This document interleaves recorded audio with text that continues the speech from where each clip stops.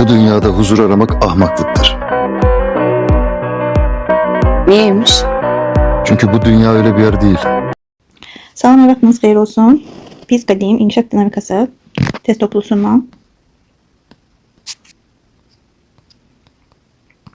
2012-ci il qəbul 4-cü qrup variant B-dən 43-cü suala nəzər yetirək.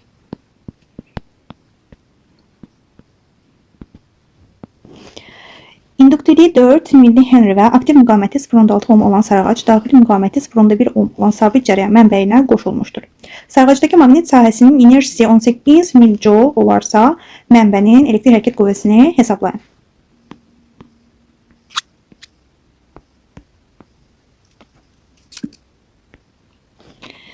Verilənlərə baxsaq, məsələdən elimiz var, aktiv müqamət, böyük R var, kiçik R var.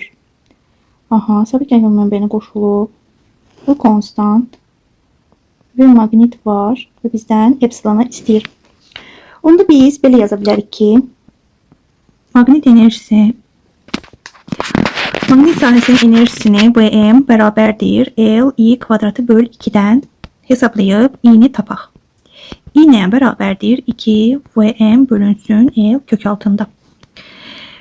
Buradan kök altından deməli Vm-in yerinə 18 yazaq. Milliləri hərəkət saxlayaq. İşimiz asan olsun hesablamada. İli 4 yazaq. Aha, buradan ixtisar getsə bunun altında qalır. Kök altı 9. Ondan da çıxır 3. Aha.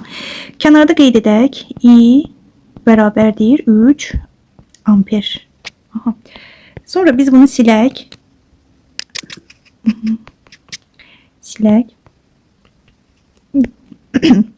Elektrik hərəkət qüvvəsində düsturumuzu yadımıza salaq. Epsilon bərabərdir I vurulsun R plus R.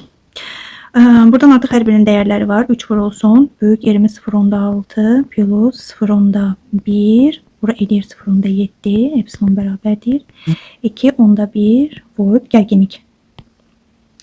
Cavab C variantı.